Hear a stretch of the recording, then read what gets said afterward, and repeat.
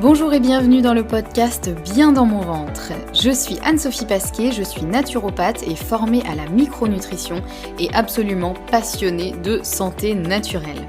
Il y a quelques années, j'avais une digestion très compliquée et j'avais constamment mal au ventre. C'est à ce moment-là que j'ai commencé à m'intéresser à la santé naturelle et à modifier mon alimentation et mon hygiène de vie, et ça a complètement transformé ma digestion et ma vie au global.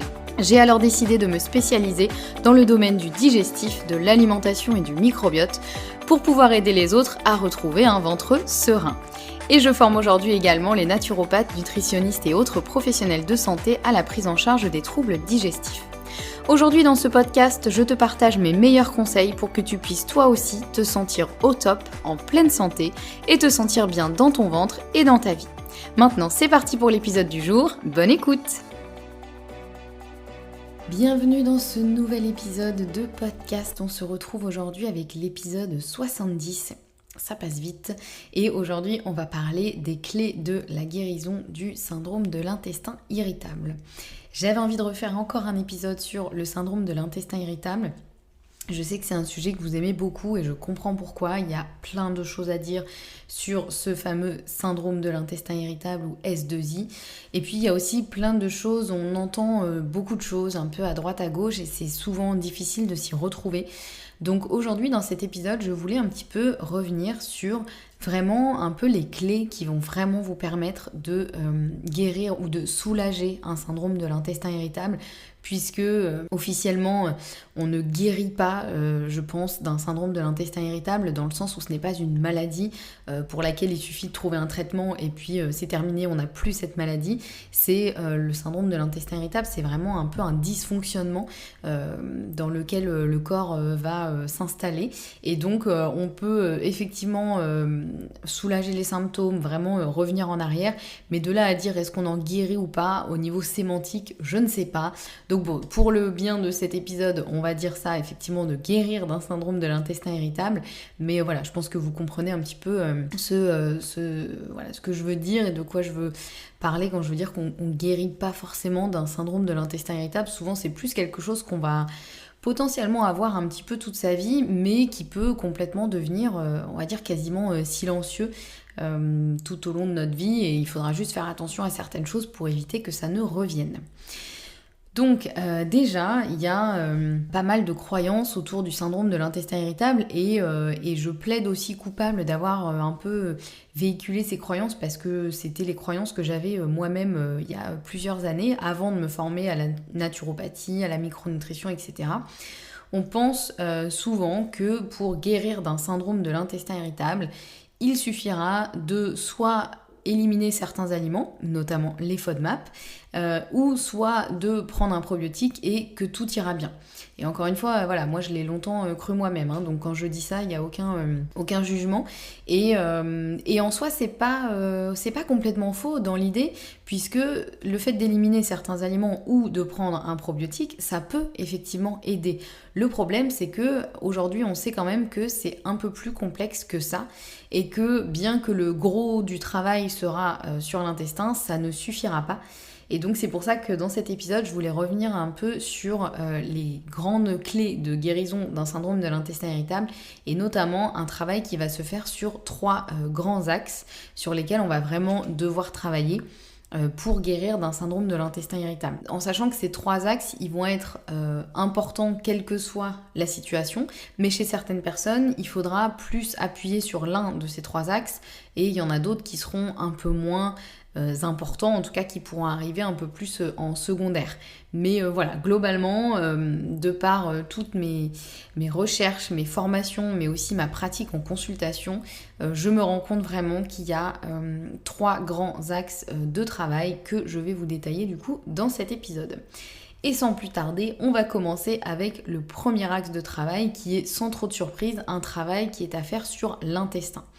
Ce travail sur l'intestin, il va être un petit peu multiple et il va évidemment dépendre aussi de la situation de la personne, de ses symptômes, de ses antécédents, éventuellement des tests qu'on va faire en complément pour y voir un peu plus clair et de manière un peu plus précise.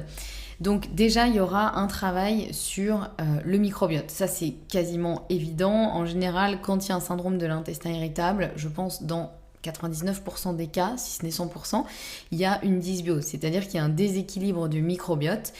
Donc il va falloir le rééquilibrer, ce microbiote, soit, et en général les deux doivent se faire, mais soit en enlevant certaines bactéries qui peuvent être présentes en trop grand nombre et qui du coup vont être néfastes, soit en remontant les bactéries bénéfiques qui vont être plutôt en déficit, donc qui vont manquer. En général, c'est plutôt les deux, c'est-à-dire qu'en général, quand il y a trop de bactéries néfastes, elles ont pris la place aussi des bonnes bactéries, mais ça peut être aussi parce qu'il n'y a pas assez de bonnes bactéries, du coup les bactéries néfastes vont prendre trop de place. Le microbiote, c'est vraiment une histoire d'équilibre. Et il faut le voir vraiment comme un jardin dans lequel, que vous plantiez des choses ou non, il y a des choses qui vont pousser. Il n'y a jamais un morceau de terre qui va rester nu sans rien qui pousse dessus.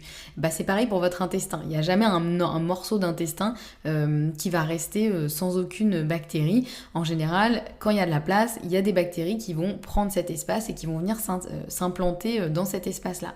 Donc nous, ce qu'on veut, c'est qu'il y ait beaucoup plus de bactéries bénéfiques, qu'elles prennent toute la place possible et qu'il y ait le moins possible de bactéries néfastes et encore je mesure parce que quand je dis bactéries néfastes, il y a certaines bactéries qui sont tout à fait utiles, mais en fait elles deviennent néfastes quand elles sont présentes en trop grand nombre.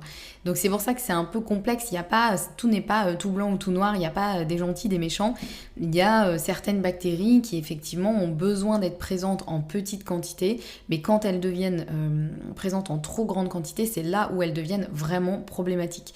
Donc c'est pour ça que tout est vraiment une question d'équilibre et c'est pour ça que ça peut être intéressant dans certains cas de faire un test de microbiote ou un test urinaire pour voir les métabolites organiques créés par ces bactéries, donc que l'on teste dans les urines, pour voir justement un petit peu comment il est cet équilibre et s'il y a un déséquilibre, dans quel sens en fait, vers quel type de bactéries on va devoir éliminer. Est-ce que c'est plutôt des bactéries de fermentation, de putréfaction, est-ce que c'est plutôt une candidose, etc.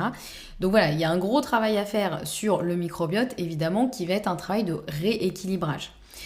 Et puis il y a aussi un autre point à voir au niveau de l'intestin, puisque là quand je parle du microbiote, je parle plutôt du côlon, évidemment, la plus grosse partie du microbiote se situe dans le côlon, mais il va falloir aussi vérifier s'il n'y a pas un SIBO ou une candidose qui est associée à ce syndrome de l'intestin irritable, ce qui arrive bien plus fréquemment qu'on ne le pense. J'arrête pas de voir passer des études qui montrent que potentiellement au moins les 2/3 des personnes qui ont un syndrome de l'intestin irritable ont en fait en plus un SIBO ou une candidose.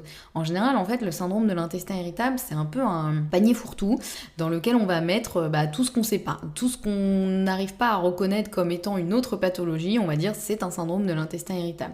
Mais en réalité, souvent, il faut aller creuser un petit peu derrière et voir si effectivement il n'y a pas un SIBO ou une candidose et de toute façon, évidemment, rééquilibrer le microbiote.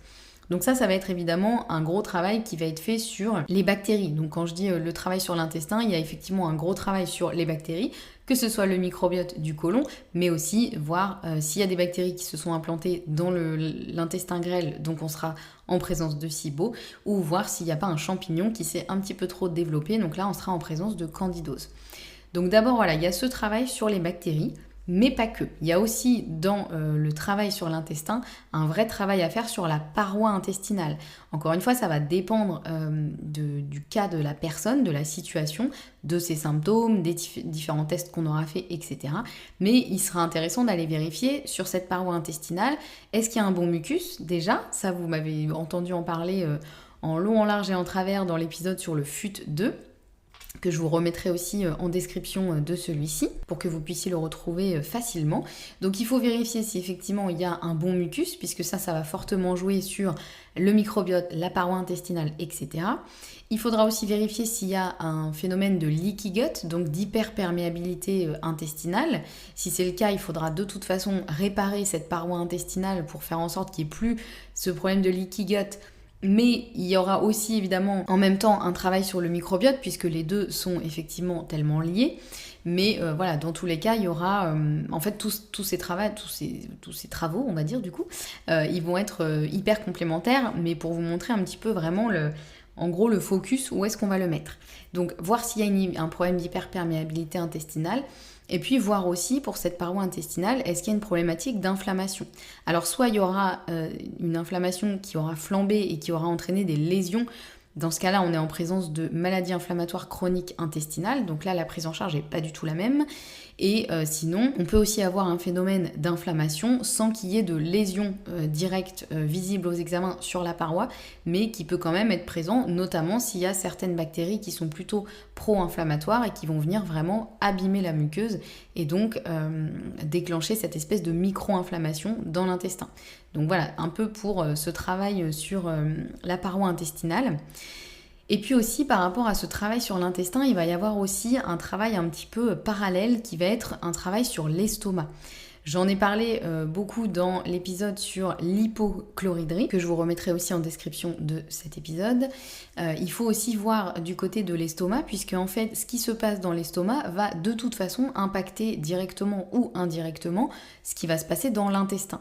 Donc ça, c'est un point auquel aussi on ne pense pas forcément. En général, on a tendance à se focaliser localement sur l'intestin, ce qui est tout à fait utile, mais il ne faut pas oublier les autres étages de la digestion, et notamment l'étage de l'estomac, qui est quand même une des premières étapes de la digestion après la bouche. Donc déjà, il faudra voir aussi la mastication, évidemment, mais il faudra voir aussi si l'estomac, il est assez acide, si il y a suffisamment donc d'enzymes digestives, si tout fonctionne bien aussi au niveau du duodénum avec les selles biliaires, etc., etc. Mais en général, on met quand même le focus beaucoup sur l'acidité de l'estomac, parce que c'est quand même elle qui va déterminer énormément de choses à côté. Donc voilà, il faudra aussi voir un petit peu ce travail sur l'intestin. Il se fera aussi de manière indirecte via un travail aussi sur l'estomac. Donc voilà, pour résumer, ce premier grand axe de travail sur l'intestin, il va comprendre un travail sur le microbiote, un travail sur la paroi intestinale et un travail aussi sur les autres étapes de la digestion et notamment notre fameux estomac. Ensuite, deuxième grand axe de travail, on va travailler sur l'hygiène de vie. Alors, qu'est-ce que ça veut dire travailler sur l'hygiène de vie ? Moi, j'ai inclus 3 sous-catégories, on va dire, sur ce travail sur l'hygiène de vie. Ça va être l'alimentation, le sommeil et le sport. Alors qu'est-ce qu'on va faire dans chacune de ces catégories ?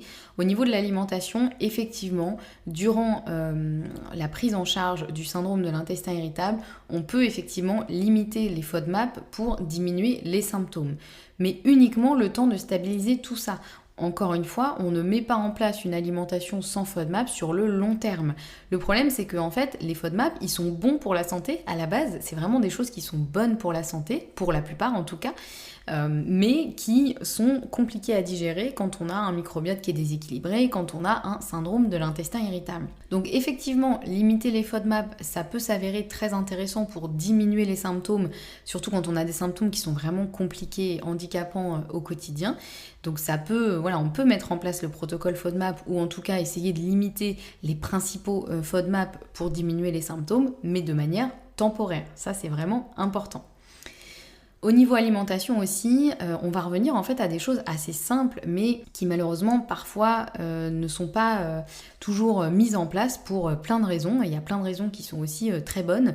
Encore une fois, l'idée c'est pas du tout de vous faire culpabiliser, mais c'est simplement de rappeler vraiment des fondamentaux. C'est qu'au niveau de l'alimentation, on va essayer de consommer des aliments les plus bruts possibles, donc c'est-à-dire les moins transformés possibles. Donc on va essayer d'éviter les choses qui sont très industrielles, notamment tout ce qui va être d'essayer d'éviter le gluten industriel. Quand je dis gluten industriel, c'est vraiment tout ce qu'on va retrouver dans les produits vraiment ultra transformés. Donc les biscuits, les gâteaux, même les baguettes blanches, ça reste du gluten quand même qui est très transformé pour la plupart. Donc voilà, essayez d'éviter au maximum ça, ce qui ne veut pas dire qu'il faut forcément passer à un régime sans gluten. Ça va vraiment être du cas par cas. Et moi, c'est pas forcément quelque chose que je recommande à beaucoup de mes clients. Déjà parce que je trouve que c'est très contraignant et ça peut être très stressant. Donc si la personne a déjà éliminé énormément d'aliments de son alimentation, qu'elle sait plus quoi manger, si je lui dis en plus qu'il faut enlever le gluten, en fait ça va lui créer un stress supplémentaire et ça va être un peu contre-productif. Et en plus de ça, il faut savoir que malheureusement, il y a aussi beaucoup de produits estampillés sans gluten qui sont finalement super transformés, qui sont ultra transformés, qui sont industriels, donc qui vont avoir un effet quasiment aussi néfaste sur l'intestin que le gluten à la base. Donc voilà, c'est pour ça que je dis effectivement d'essayer d'éviter le gluten industriel, ce qui ne veut pas dire que vous ne pouvez pas vous manger du pain fait vraiment au levain avec du pain artisanal fait au levain traditionnel ou des pâtes de temps en temps ou des choses comme ça, mais l'idée ce sera d'essayer de vraiment le limiter et que ce soit pas la base de votre alimentation, parce que je le vois chez certains clients, moi qui mangent par exemple du pain blanc matin, midi et soir et en plus au goûter.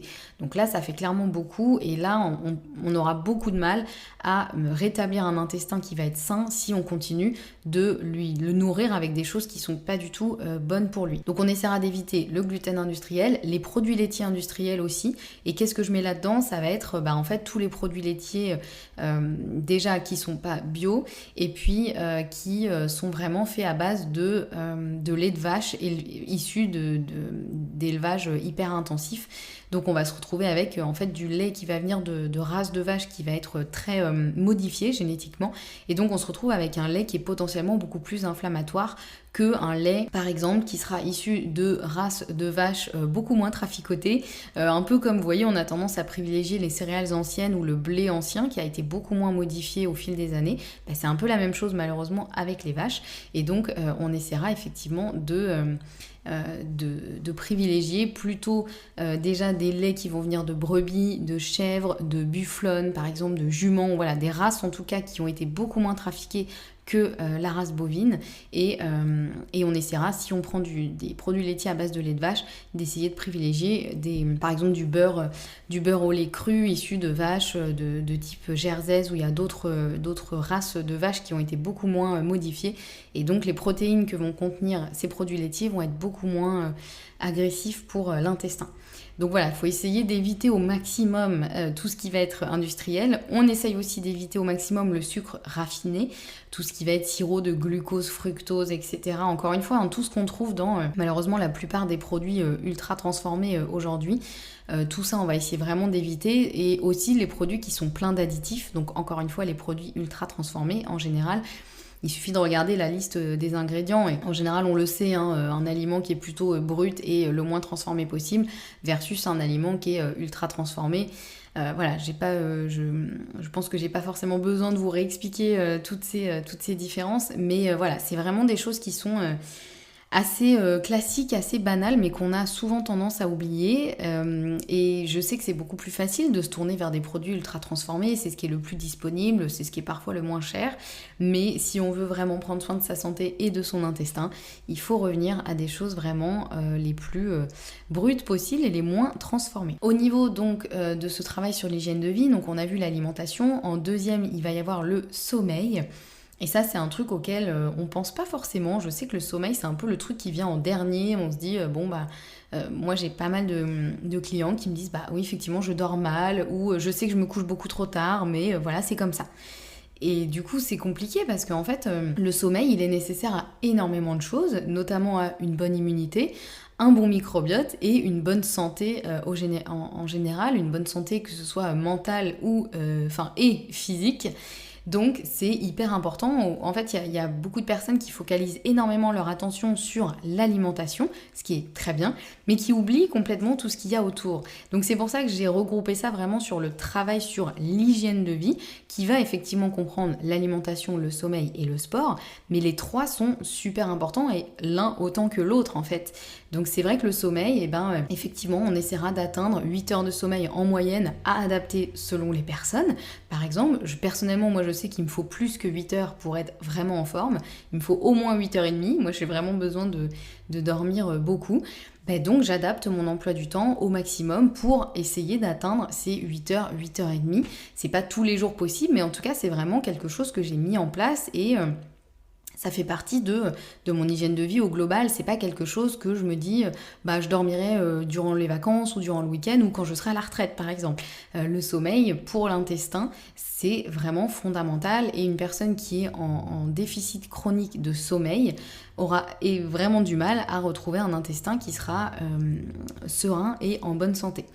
Donc voilà, c'était important de rappeler un petit peu l'importance du sommeil. Je vous en ai déjà parlé dans plusieurs épisodes de podcast. Mais voilà, je voulais vraiment le remettre parce qu'effectivement, ça fait partie du travail sur le syndrome de l'intestin irritable. Troisième sous-catégorie dans notre travail sur l'hygiène de vie, ça va être effectivement le sport. Qu'est-ce que j'inclus dans le sport? Ça va plutôt être effectivement l'activité physique. En fait, le sport, c'est le mot un peu général pour ça, mais on y met un peu ce qu'on veut. L'important étant de bouger au quotidien, et j'insiste sur le mot au quotidien, que ce soit de la marche, du yoga, du sport plus ou moins intense, peu importe, ça peut être vraiment des petites choses du quotidien, mais la sédentarité, c'est vraiment un fléau pour beaucoup de choses, mais aussi beaucoup pour le microbiote. Et en fait, notre microbiote, il adore quand on bouge. Alors, il aime pas trop quand on fait du sport ultra intensif, et là, ça crée trop de stress sur le corps, trop d'inflammation, et là, c'est pas bon pour le microbiote. Mais bon, déjà, avant d'en arriver là, on a de la marge, donc que ce soit pas une excuse pour dire non, je bouge pas parce que mon microbiote, il aime pas quand je bouge trop. Non, vraiment, le microbiote, en fait, c'est vraiment un booster pour lui quand nous, en fait, on bouge. Déjà parce que, encore une fois, le fait de bouger, c'est bon pour la digestion, pour diminuer le stress, pour diminuer la fatigue, etc. Mais aussi pour le microbiote, parce qu'en fait, déjà, il y a une espèce d'action mécanique, hein. Quand on bouge, ça va masser les organes, etc. Donc ça, c'est toujours intéressant, ça facilite la digestion.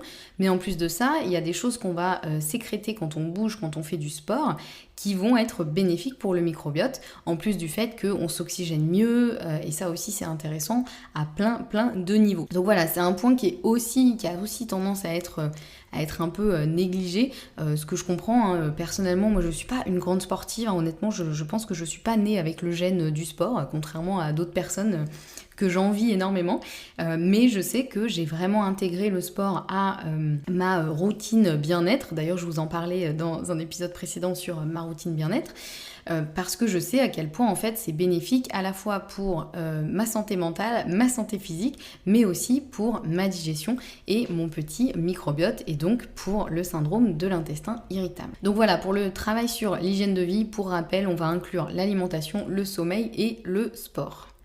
On passe enfin à notre troisième axe de travail pour guérir du syndrome de l'intestin irritable, et ce sera là un travail sur le stress. Encore lui, effectivement, il est jamais très loin celui-ci, tout simplement parce que déjà on connaît l'impact du stress sur la digestion. Je vous l'ai décrit en détail dans l'épisode 61, donc où je vous expliquais le lien réel entre le stress et le syndrome de l'intestin irritable. Donc c'est évidemment un des grands axes de travail sur lesquels on va devoir prendre aussi du temps, et ça passe par quoi ce travail sur le stress? Ça va déjà passer par un travail sur le rythme de vie de la personne, et ça je sais que c'est une des parties qui peut être les plus compliquées, mais c'est le moment où il va falloir faire des choix et voir comment on peut optimiser tout ça. Quand moi j'ai des clients en consultation qui ont vraiment un rythme de vie infernal, qui n'ont aucun temps mort dans leur journée, qui ne s'arrêtent jamais, qui font souvent beaucoup pour les autres et qui ont tendance à s'oublier un petit peu, j'essaye en tout cas de leur expliquer à quel point c'est important d'avoir des temps, d'avoir des temps de repos, d'avoir des temps un peu plus calmes dans la journée, et d'avoir un rythme de vie qui est adapté à nous en fait. Et si on sent que le rythme de vie que l'on a à l'heure actuelle commence à nous user, à nous fatiguer et à nous taper sur le système nerveux, justement ça va être le moment de faire des choix. Alors je sais qu'il y a des choix qui sont plus ou moins faciles à faire, il y a des contraintes que l'on a dans notre vie qu'on peut pas forcément enlever, ou en tout cas pas du jour au lendemain, mais en réalité si on est un peu honnête avec nous-mêmes, il y a aussi plein de choses qu'on peut faire que l'on ne fait pas parce qu'on se dit un peu foutu pour foutu, c'est pas grave, sauf que en réalité on peut par exemple enlever certaines activités de notre journée, passer peut-être moins de temps devant les écrans, se coucher un peu plus tôt, prendre plus de temps pour faire des activités plus calmes qui vont nous ressourcer, des choses comme ça. Et voilà, si on est vraiment 100% honnête avec nous-mêmes, on se rend compte qu'en fait on peut déjà faire énormément de choses. Et que certes, il y a des choses qu'on ne peut pas modifier, mais ça sert à rien de remettre la faute sur que des choses qui sont extérieures à nous. Au sein de notre journée, on peut quand même faire déjà plein de choses pour nous, pour nous apaiser, pour être un peu moins speed, pour en faire un peu moins, peut-être en faire un peu plus pour nous-mêmes aussi. Et donc ça, c'est évidemment avoir à la discrétion de chacun, j'ai envie de dire, mais en tout cas, moi, c'est vraiment quelque chose que je travaille beaucoup en consultation, même si on peut se dire que ça sort un peu du cadre de la naturopathie, parce qu'effectivement, on n'est pas dans la santé, on va dire, directe, mais finalement, ça impacte tellement la santé de la personne que, en fait, c'est aussi un des rôles du naturopathe et de l'accompagnant de voir, en fait, les zones où la personne pourrait éventuellement en faire un peu plus. Parfois, c'est juste aussi un peu donner l'autorisation. Moi, je fais ça, parfois, certains clients, je leur dis, en fait, là, officiellement, je te donne l'autorisation je sais pas, ça peut être de faire une sieste après le déjeuner, de te prendre 20 minutes le soir pour faire ton yoga, voilà, ça peut être des choses vraiment diverses et variées, mais il y a énormément de personnes qui ont tendance, encore une fois, à faire beaucoup pour les autres et à s'oublier elles-mêmes. Donc, c'est important aussi parfois d'être un peu égoïste et de revenir un peu à soi et de pas oublier de prendre soin de soi. Donc ce travail sur le stress, il va donc passer évidemment par le travail sur le rythme de vie, mais on peut aussi faire des choses au quotidien. Il y a plein de techniques diverses pour diminuer son stress au quotidien. Je ne vais pas tout redétailler, vous les connaissez aussi sûrement, mais tout ce qui va être respiration, méditation, yoga nidra dont on vous parlait aussi dans un épisode, yoga restauratif, voilà, il peut y avoir vraiment plein de choses qui peuvent aider factuellement à diminuer le stress d'une personne, des choses qu'on peut appliquer assez facilement au quotidien ou au cours de la semaine. Le seul truc, c'est que pour que ça fonctionne, eh bien, il faut les appliquer. Et il y a beaucoup de choses, et moi la première, où on le sait que ça nous ferait du bien. On sait qu'il y a telle technique, oui, on les connaît, mais en fait, on les applique pas. Et là, ça peut faire quand même une énorme différence. Donc voilà, un des rôles aussi, c'est de dire, en fait, est-ce que c'est ok pour toi à partir de maintenant de te faire 5 minutes de cohérence cardiaque tous les matins, quoi qu'il arrive, et voilà, que ça devienne un peu une habitude, etc. Donc il y aura un vrai travail à faire sur ça, il faut pas le sous-estimer, parce que parfois c'est des choses qui sont tellement simples, on se dit 5 minutes de respiration, que je le fasse ou que je le fasse pas, ça va pas changer grand-chose, alors qu'en fait ça peut absolument tout changer, mais pour que ça puisse tout changer, il suffit effectivement d'appliquer les choses, et c'est là où ça va faire vraiment une différence. Donc voilà, déjà pour le travail sur le stress, on peut faire plein de choses avec le travail sur le rythme de vie, le travail sur des techniques diverses. Et en plus de ça, on peut effectivement se tourner vers des compléments alimentaires qui vont aider à diminuer le stress. Vous voyez que je l'ai mis quand même en dernier parce que je veux pas que les compléments alimentaires, ce soit un peu le pansement qu'on va mettre pour ne plus voir la plaie, mais sans s'occuper de la plaie en fait. Là, c'est compliqué. L'idée, c'est vraiment que la personne, elle prenne conscience de l'importance de gérer son stress, de le diminuer déjà autant que possible dans son quotidien. Et en plus de ça, on va pouvoir l'aider avec des compléments alimentaires.